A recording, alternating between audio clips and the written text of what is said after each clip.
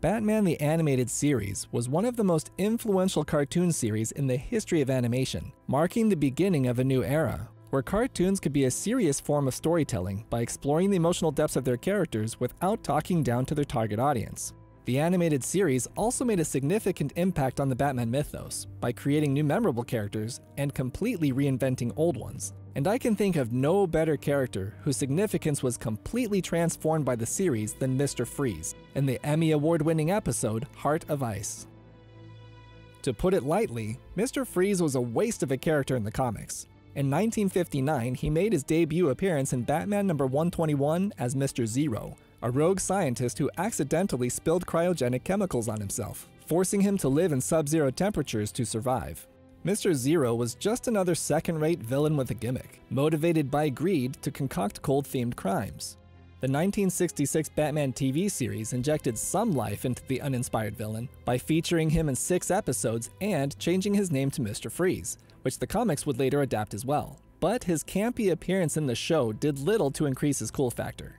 Sorry, I couldn't resist.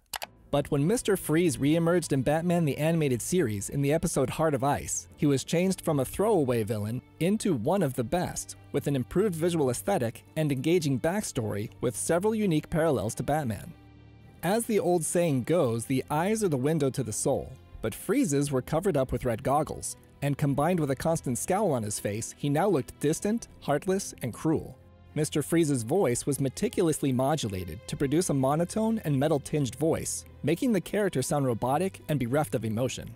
One of my favorite aspects of his design is that his helmet is the same shape as the snow globe he keeps as a memento of his wife Nora. And both the globe and Mr. Freeze's helmet have frost on them, which was an expensive endeavor because the frost was hand-painted frame by frame, an effort that was too expensive to duplicate in future episodes, which is why after Heart of Ice, the negative space of the helmet was painted blue. In this retelling of Mr. Freeze's backstory, Dr. Victor Freeze is a cryogenics expert for the research and development firm Gothcore, led by the aptly named billionaire Ferris Boyle.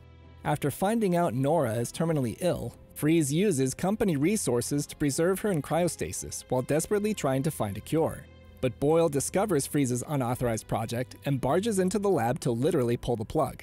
Freeze tries to stop him, but Boyle kicks the scientist into his cryogenic chemicals, seemingly killing him and his wife in the process. And then Boyle covered up the incident in order to preserve the image of his company.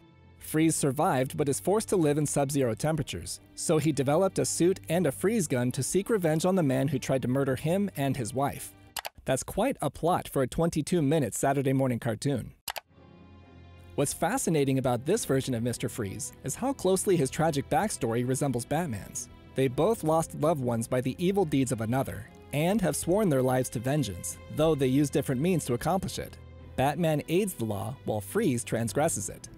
Everything Freeze does is motivated by his desire to save Nora, and Bruce Wayne's motivations are to honor his parents and ensure nobody else suffers his same fate. Yet ironically, their loved ones would most likely disapprove of what is being done to avenge them. The Waynes would probably be shocked to see their son dressing up as a bat to honor their name, just as Nora would be heartbroken to see what has become of her husband. Batman tries to stop a variety of evildoers to enact his justice, but Freeze is razor-focused on stopping only one man, Ferris Boyle. He doesn't deviate from this mission, nor will he tolerate any distractions that slow him down.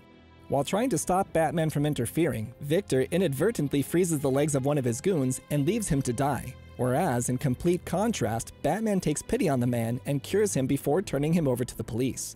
Freeze's ambition is so singular that he doesn't even have a specific agenda to take Batman down, other than when the Caped Crusader becomes an obstacle in his quest for vengeance.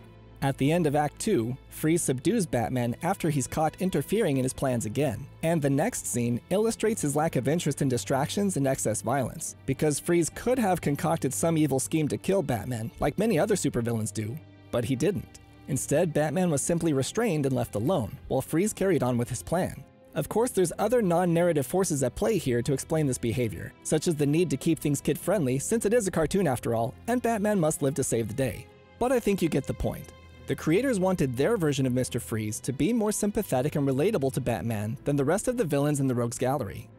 Heart of Ice is a tragic tale based upon love, loneliness, and the destructive pursuit of vengeance. And it reinvented Mr. Freeze in such a meaningful way that this would become his definitive origin story for nearly all his future appearances. Although I hope someday we get a better live-action version of him than we got in Batman and Robin. But that's a topic for another day. Click a video on the screen to discover more facts and essays about popular movies and TV shows right here on Fun Fact Films.